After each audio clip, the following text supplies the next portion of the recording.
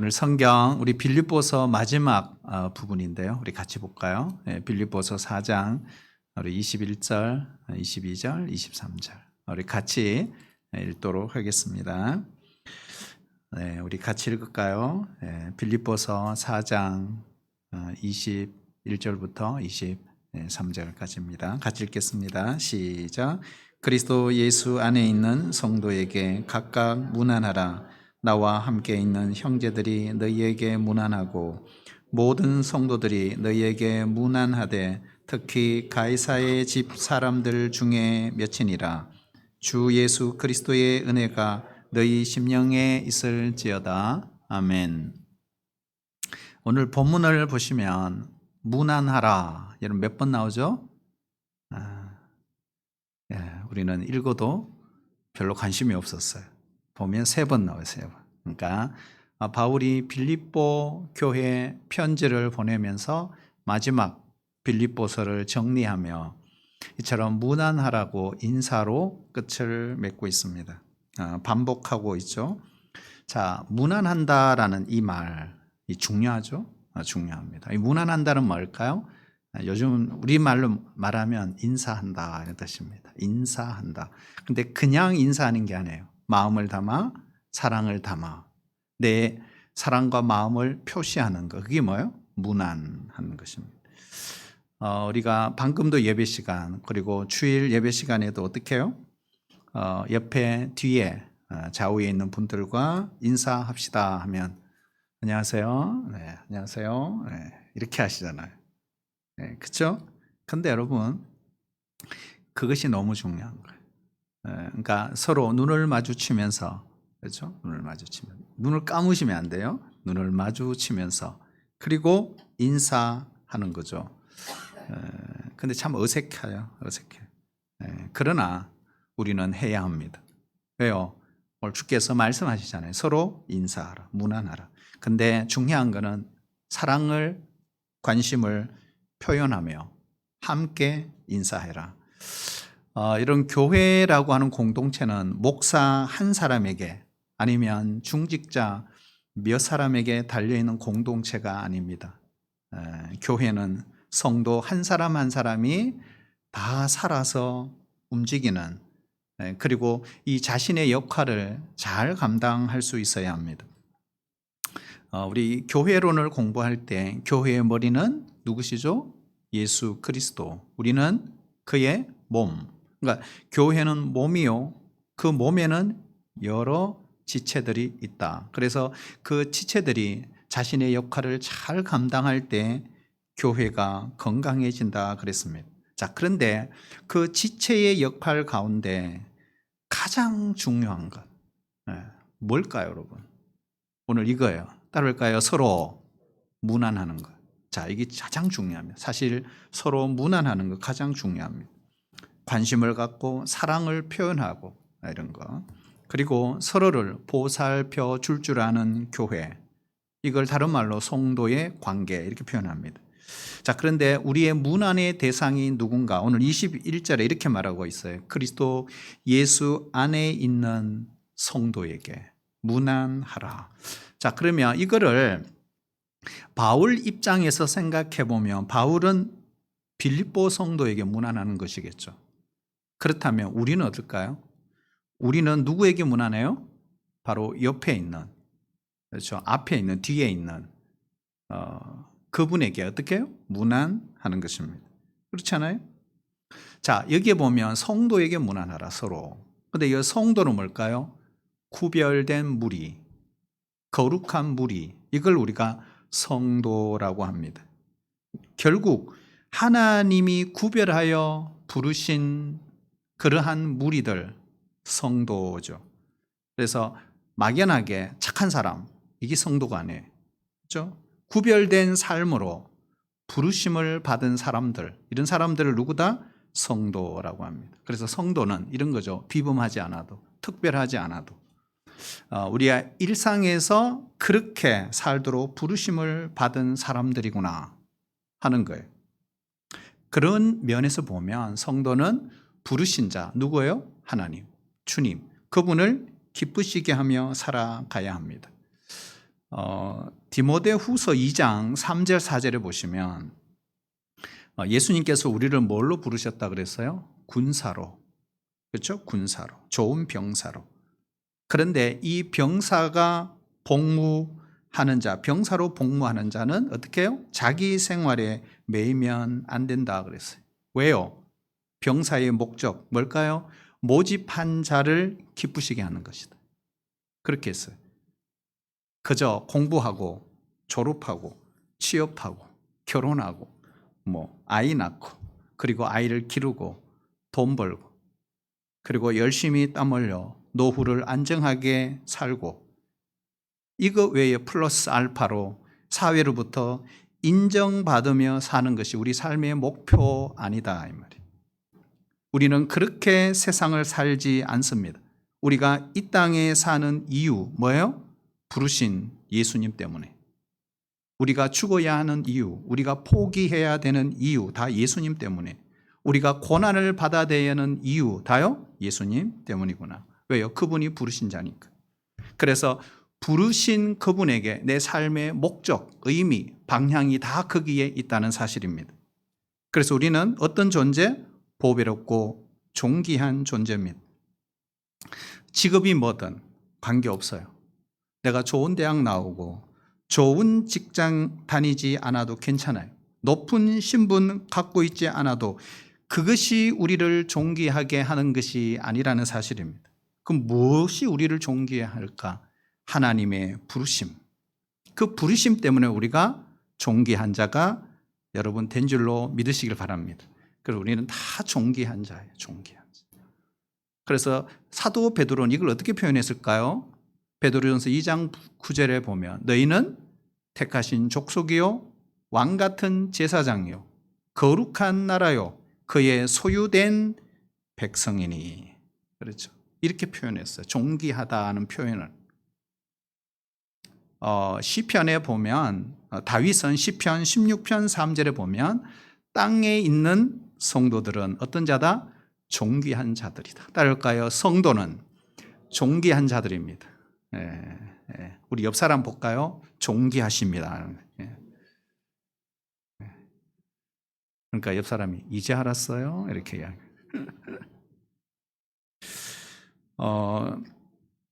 여러분 성도는 우리 예수님 앞에서 다 존귀한 자입니다.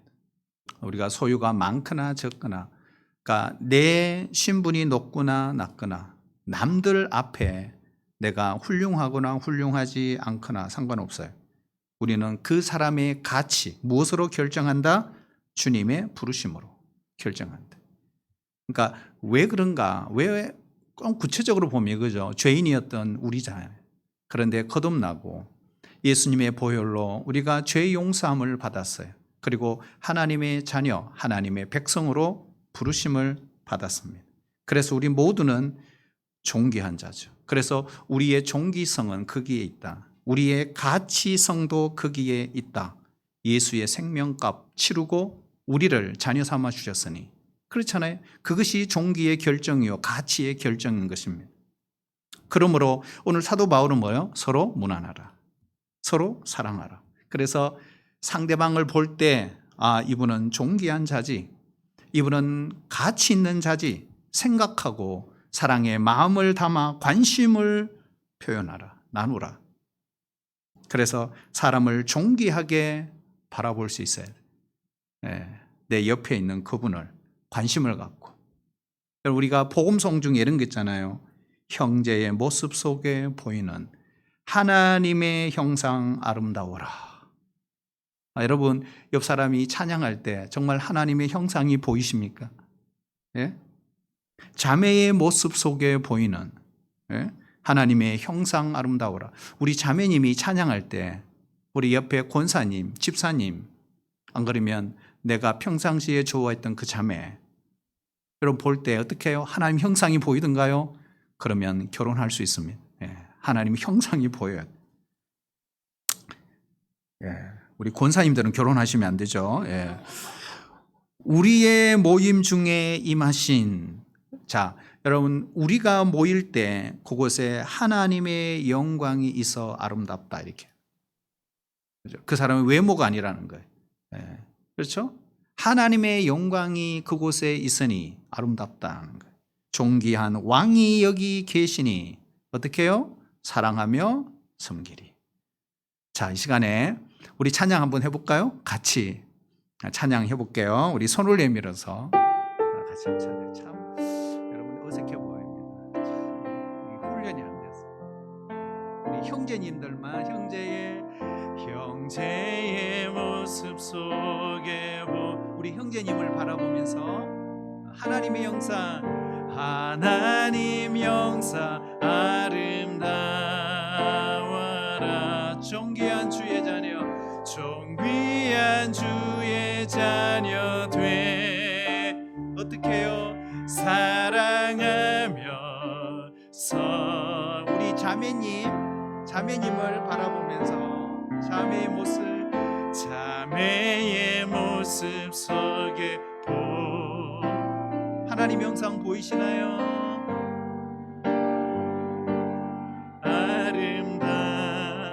아름다워라. 존귀한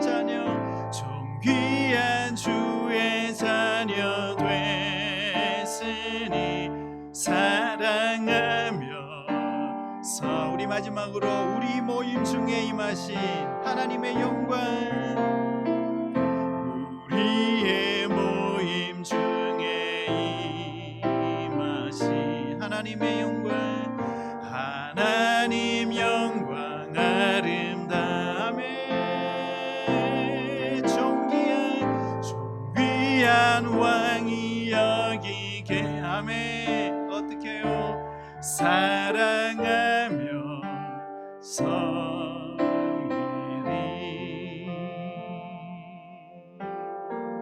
아멘. 그렇습니다. 앞으로 인사할 때 이제 어색하지 않을 거예요.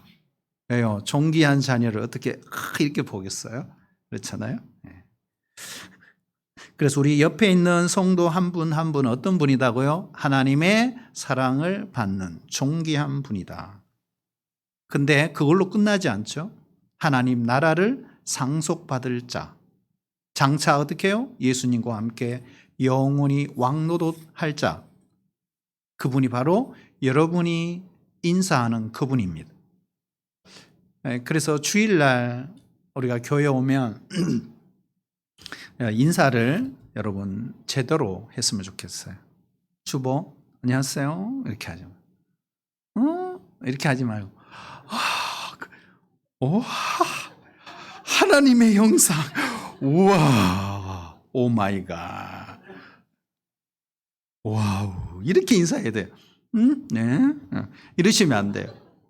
우리 아이들 봐도요, 하나님의 형상 이렇게 보셔야 돼요. 그렇잖아요. 하나님의 형상이. 그래서 우리가 그런 눈으로 보기 시작하면 교회가 달라지겠죠. 부서가 달라지죠. 아동부, 유치부, 청소년부, 청년부가 달라지겠죠. 야, 저 인간 또 왜 왔어? 이러면 여러분 큰일 납니다. 그렇죠. 여러분 우리 가정에도 그렇잖아요. 가정에 가면 그 인간이 있잖아요. 어떻게 봐야 된다고요? 하나님의 형상으로. 본인은 하나님 형상인지 몰라요. 그러나 우리는 알잖아요. 우리가 아는 사람이 먼저 어떻게 해요? 하나님의 형상으로 봐야 하는 거예요. 이렇게 하시면 안 돼요. 여러분 화가 나도 어떻게 해요? 뚜껑이 열려도 하나님의 형상이지 이렇게 보셔야 돼요. 그렇죠? 그래서 그렇게 문안하라. 근데요, 뭉뚱그려 문안하면 안 된다. 각각 문안하라. 참 이게 나는 일부 예배 드리니 나는 일부 예배 사람과만 인사할 거야. 나는 2부 예배 드리니까 2부 예배 드리는 사람만 인사할 거야. No, 안 됩니다. 다음 주부터 여러분이 오늘 예배 드리신 분은 반드시 해야 될 실천사항 적용. 주일부터 어떻게 해요? 유치부, 아동부, 청소년, 청년부 돌아다니면서 인사를 하시길 바랍니다. 그게 진정한 인사예요, 여러분. 그렇지 않겠어요? 하려면 제대로 해야 되지 않습니까? 그래 찾아가면서 막 도망가는데 도망가 찾아가면서 이렇게 하는 거예요. 그래서 바울만 빌립보 성도들에게 문안한 것이 아니에요. 이게 참 중요합니다. 바울만 빌립보 교회에 문안합니다. 인사합니다. 이렇게 한 게 아니에요. 21절에 보면 나와 함께 있는 형제들 너희에게 문안한다. 자, 그러면 바울이 지금 어디 있죠? 로마 감옥. 그죠? 감옥에서 편지를 적어 빌립보 교회에 보낸 거잖아요. 에바브로디도를 통해 보냈어요. 그러면 바울과 함께 로마 감옥에 있는 형제 누굴까요? 한번 생각해 봐요. 누가 있을까? 누가 있을까요? 나는 별로 관심이 없어요. 그런가요? 한번 생각해 보죠. 첫 번째 있을 사람 누굴까요? 주치. 누구? 아, 누가가 있겠구나. 이렇게 생각을 할 수 있어요. 또요. 또 누가 있을까요? 디모데. 아, 디모데가 있겠구나. 또요. 또 영치금을 갖고 온 사람 있잖아요. 누구죠? 에바 브로디도 같이 있는 거죠. 그렇죠? 그리고요. 잘 알 수는 없지만 아마 바울과 함께 다녔던 동역자들 아마 있었을 것이다. 이렇게 우리가 추정이 가능합니다. 결국 여러분 교회는 어떤 공동체다? 형제 공동체구나 하는 것입니다. 형제 공동체는 높고 낮음이 없다. 여러분 이 세상의 단체, 기관, 공동체 가운데 유일하게 높고 낮음이 없는 공동체가 교회입니다. 네, 그렇죠? 중요하죠. 만약에 교회가 높은 사람, 낮은 사람 말하기 시작하면 그거는 망하는 것입니다. 목사가 가장 높고 장로님이 가장 높고 권사님이 가장 높고 집사님은 그 다음 그 밑에 그리고 나머지 성도는 어떻게 해요? 그죠? 그렇고 이 교회 망하는 거예요. 여러분 교회는 계급이 없는 공동체잖아요. 서열이 없습니다. 그렇잖아요. 담임 목사가 한마디 딱 하면 위에서부터 그냥 유치부까지 탁 하면서 움직이는 공동체 아닙니다. 그런 데가 교회가 아니에요. 그런 곳이 있어요? 있죠. 어디요? 군대. 교회는 군대가 아니잖아요. 그리고 또 어디요? 대기업. 위에서 오면 다 하지 않습니다. 근데 여러분 세상을 돌아보면 그런 조직, 그런 공동체가 없어서 세상이 잘 안 돌아가는 것은 결코 아닙니다. 무엇이 없기 때문에 세상에 문제가 생길까요? 세상에게 보여주고 세상에게 들려주고 세상이 경험해야 될 공동체는 저는 교회 공동체라고 믿습니다. 왜요? 교회는 높고 낮음이 없는 공동체거든요. 그래서 어떻게 해요? 서로 형제, 자매로 볼 줄 아는 공동체. 계급장 떼고 나 1등이야, 나 2등이야, 나 꼴찌야. 상관없어요. 나 성공해서, 출세해서, 실패해서 다양한 명찰을 우리는 달고 있지만 이걸 다 떼고 교회는 사람으로, 영혼으로, 주님의 눈으로 서로를 문안하고 서로를 인사하는 그 자체로 보는 공동체, 그게 바로 교회라는 것입니다. 여러분 교회에 우리가 직분자 세우는 거 인기 투표 아닙니다. 서열, 계급 매기는 거 아닙니다. 일꾼 뽑는 것입니다. 그렇잖아요. 일꾼 뽑는 거잖아요. 일 좀 열심히 하라고. 저 사람 정말 남을 잘 섬길까? 이것이 교회 일꾼의 기준이 되어야 합니다. 나이가 많든지 적든지 지위가 높은지 낮든지 상관없어요. 내세울 만한 것이 있든지 없든지 관계없어요. 근데 만약에 교회가 그렇게 간다 이러면 교회는 안 됩니다. 한번 따라할까요? 교회는 서열이 높고 낮음이 전혀 없습니다. 그거 있으면 안 돼. 왜 우리가 서로 형제, 자매라고 말합니까? 그런 뜻이란 말이에요, 이게. 그래서 예수님도 우리 보고 무슨 노릇? 종노릇하라. 뭘까요? 사실은 우리가 믿음이 좋을수록 그리고 교회에 오래 다닐수록 연륜이 깊을수록 우리는 더 낮아지고 더 섬기고 더 희생하는 공동체가 교회입니다. 예를 들어 만약 이렇다고 생각해 봐요. 목사 막 권세를 부려요. 아, 내 직분자지. 이러면서 이제 나 높은 자리 다 왔어. 이렇게 생각하는 순간 망하는 거예요. 여러분, 높은 자가 종이 되고 낮아지고 남들을 존귀하게 하는 것이 하나님의 나라고 예수님이 말씀하셨잖아요. 예? 직분, 연륜, 그것이 더해갈수록 더 낮아지고 더 죽고 더 부드러워지고 더 깨어지는 것. 그게 교회다. 자기를 내세우지 않고 주장하지 않는 거기에 교회의 생명이 있다는 것이. 군림하면 안 된다. 목회자가 특히 그렇죠. 여러분, 우리가 세월이 흐르다 보면 목사도요 자꾸 굳어집니다. 눈물도 메마르고 기도도 안 되고 감정도 메마르고 자꾸 그래 굳어져요. 자꾸 굳어집니다. 우리가 이제 하던 일을 자꾸 하다 보면 사람이 그렇게 되는 거예요. 자기도 모르게. 우리가 직분자로 하나님께 선택받아 시간이 흐를수록 어떻게 해요? 자꾸 뭔가를 부리려고 하는 거예요. 그게 뭐예요? 굳어졌다. 하나님이 그거 하라고 부르신 게 아니잖아요. 그런데 그거 하기 시작하면 교회는 망한다는 거예요. 안 된다. 안 된다. 그래서 교회는 저는 기본적으로 어르신들을 잘 섬겨야 됩니다. 어르신들을 잘 섬겨요. 어른을 어른으로 대접할 줄 알아야 됩니다. 그리고 우리 교회 어르신들에게 특별히 부탁하고 싶은 것이 있습니다. 눈에 넣어도 안 아픈 우리 다음 세대들 여러분 사랑해 주세요. 봉투 하나 찔러 주시고 한 명 한 명 예쁘게 봐주시고 여러분 머리 노랗고 빨갛고 하얗고 막 칠하면 하나님의 형상이지 이렇게 보셔야 돼요. 찢어진 청바지 좋아. 나도 다음 주에 한번 찢어져서 와볼 거야. 이런 마음 이게 중요한 거죠. 여러분 때로는 요즘 애들 인사를 안 해. 인사한 거야 저게? 여러분 불친절한 태도처럼 보일 수 있어요. 때로는 눈꼴 사나운 것들이 눈에 보일 수도 있어요. 그래도 여러분 그 젊은이들을 받아 주셨으면 좋겠어요.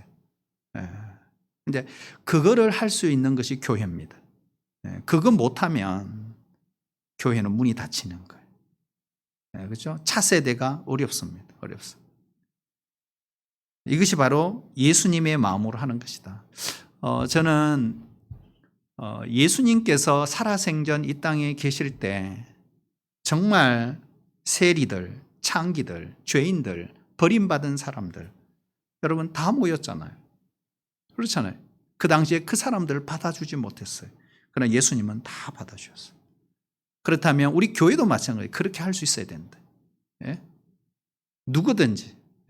그러니까 약자 보호법. 우리가 구약 성경을 보면 하나님의 사회 보장 제도 다 뭐예요? 약자를 위한 거였어요. 가난한 자를 위한 것. 고아와 과부와 나그네를 위한 것이었습니다. 그런데 시대를 초월하는 하나님의 법 대단한 거였어요. 그 당시에. 우리 교회 공동체도 그래야 되지 않겠어요? 그걸 이 세상이 하는 것만큼 아니에요. 간당간당 아니에요. 그걸 뛰어넘을 수 있어야 돼요. 그러니까 기독교 진리는 도덕, 윤리 뛰어넘습니다. 그 이상이잖아요. 계시잖아요. 말씀이잖아요. 그렇잖아요. 그렇게 할 수 있는 공동체의 유일한 공동체 여러분 교회가 될 수 있기를 축복합니다. 예수님이 보여주신 그 모습으로 살아가는 것. 그럼 우리 윤리적으로 사는 게 아니에요. 도덕적으로 사는 게 아니에요. 그렇죠? 오늘 그 22절에 보면요. 이런 말씀이 있어요. 로마에 있는 모든 성도들이 참 이게 저는 가장 감동적이더라고요. 로마에 있는 모든 성도들이 빌립보 교회 성도들에게 문안하고 있어요. 여러분 이게 이해가 됩니까? 저는 좀 이해가 안 되더라고요. 어떻게 로마 교회 성도들이 빌립보 성도들에게 문안 인사하지? 여러분 이해되세요? 이상하지 않으세요? 저는 이상하더라고요. 왜요? 자, 로마에 있는 성도들을 한번 생각해 봐요. 대부분은 이 빌립보 교회 성도들 만난 적 있을까요? 없어요. 그렇다면 자, 좁혀서 개인적으로 아는 사람은 거의 없을 것입니다. 그런데도 인사한다 그러잖아요. 그렇잖아요. 누구 때문에? 예수님 때문에. 왜요? 형제 자매 되었으니 인사하는 거예요. 우리가 성경 일독학교 하잖아요. 구약 성경 일독학교 하는데 그 어성경 전문 강사 과정을 공부할 때입니다.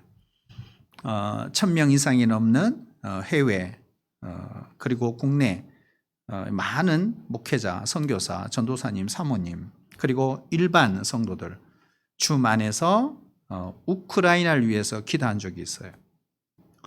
그때 현지 선교사님과 연결해서 인터뷰를 잠깐 하고 당시 상황을 들으면서 같이 헌금하고 기도하고 그런 시간이 있었어요. 그래서 러시아 군인들이 학살을 하는 그런 이야기도 하고 그래서 참 마음 아파하면서 눈물로 기도했던 적이 있습니다.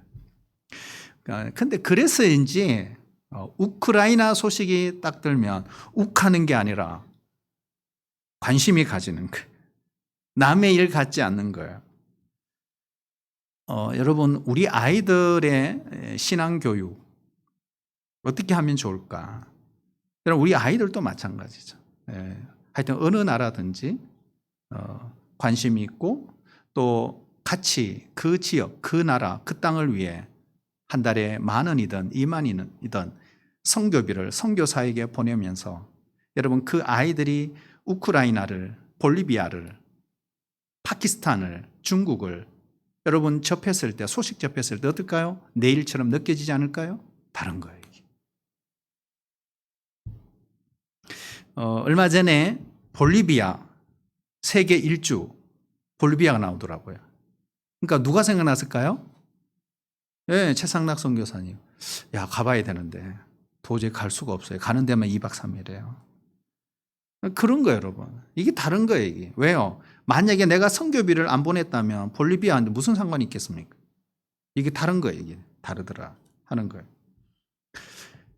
여러분, 자기 가족, 자기 자식, 기껏해야 자기 교회, 이 테두리를 벗어나지 못하고 신앙생활 하는 건 우리 다시 한번 생각해 볼 필요가 있다는 사실입니다. 우리가 주일 예배 형식적으로 모이는 게 아니잖아요. 설교 한 편 들으러 오는 거 아니잖아요. 서로 하나된 형제 자매된 성도들이 연합하여 그렇죠? 우리의 마음과 관심과 애정이 묻어나는 교회 공동체 예배, 축제 예배, 그게 바로 주일 예배입니다. 내 옆에 누가 앉았더라도 앞으로 여러분 오늘 설교 안 들은 분 모르지만 오늘 여러분 잘못 오신 거예요. 잘 왔다고요? 짧지만 앞으로는 어떻게 해요? 애정을 담아서 관심을 두시고 어떻게 해요? 얼굴을 빤히 쳐다보며 이름을 물어보시고 할 수 있으면 개인의 상황도 물어보시고 기도 제목이 무엇인지 물어보시고 사랑하며 연합하며 예배하는 공동체 주일 예배 얼마나 멋있어요, 여러분. 오늘 그 바울이 독특한 사람을 소개하고 사람들 소개합니다. 누굴까? 22절을 보면 특히 가이사의 집 사람들 중에 몇이니라. 자, 가이사의 사람들 중 몇이 빌립보 교회 성도들에게 뭐한다? 문안 인사합니다. 자, 가이사 누굽니까? 케자르 누구죠? 로마 황제. 그러면 로마 황제의 혈통인가? 혈족인가? 왕족인가? 직계 가족인가? 그렇지 않습니다. 주석을 찾아보면 학자들은 그렇게 말하지 않습니다. 아마도 가이사의 집 사람들이라는 것은 로마 황제 밑에서 있는 신하 아니면 아마 로마 황제 밑에서 일하는 자유인, 뭐 군인일 수도 있고 아니면 아마 종들일 수도 있다. 근데 이들이요 예수님을 만났다는 거예요. 그리고 그들도 문안한다. 여러분 초대교회의 가장 큰 어려움이 무엇이었을까? 이겁니다. 바로 로마 황제의 핍박, 가이사의 핍박. 그런데 그 교회를 대적하고 있는 그 심장부 속에 비록 소수지만 주님의 제자들이 있었구나 하는 것입니다. 바로 그들도 빌립보 교회에 오늘 인사를 하고 있는 거예요. 자, 그렇다면 여러분, 교회의 힘 무서워요. 교회. 원수까지도 변화시키는 힘, 교회 안에 있습니다. 그게 바로 복음의 능력. 교회만이 사람을 변화시킬 수 있다. 그렇잖아요? 자, 그렇다면 우리도 문안의 대상 어디까지라는 거예요? 적용하면 어떻게 적용할 수 있을까요? 교회를 가장 힘들게 하는 가이사의 집에 사람들에게조차 문안하고 인사해야 한다. 이런 거잖아요. 근데 여러분, 가능해요? 불가능해요. 할 수 있어요? 할 수 없어요. 불가능한 일이에요. 이거는 안 돼요. 그런데 가능하다 그랬어요. 무엇으로? 그게 23절. 우리 같이 결론인데 읽어볼까요? 네, 시작. 주 예수 그리스도의 은혜가 너희 심령에 있을지어다. 아멘. 무엇으로 가능하다? 주의 은혜로. 그렇죠. 이게 이야기를 하는 거예요. 주의 은혜로. 여러분, 우리 은혜 받으면 달라지죠. 할 수 없는 걸 하게 하는 거죠. 은혜의 힘, 은혜의 파워, 은혜의 영성. 그러니까 우리 삶을 지배하고 다스리는 게 은혜입니다. 그래서 그 하나님의 은혜 때문에 사실 우리가 살아온 삶을 보세요. 많은 한계를 넘었잖아요. 참았잖아요. 극복했잖아요. 그렇잖아요? 똑같아요. 여러분, 간절히 기도합니다. 우리 동부 공동체 가운데 주님의 은혜를 충만히 부어주시기를 축복합니다. 은혜가 왕노릇하는 교회, 서로 문안 인사하는 교회, 입술에 말고 머리에 말고 어디요? 심령에 하나님께서 은혜를 반드시 부어주셔서 진실한 변화 우리에게 일어나시기를 축복합니다. 그러면 어떤 결과가 올까? 교회가 교회되는 거예요. 예배가 예배되는 복된 은혜 우리에게 넘쳐날 줄로 믿습니다.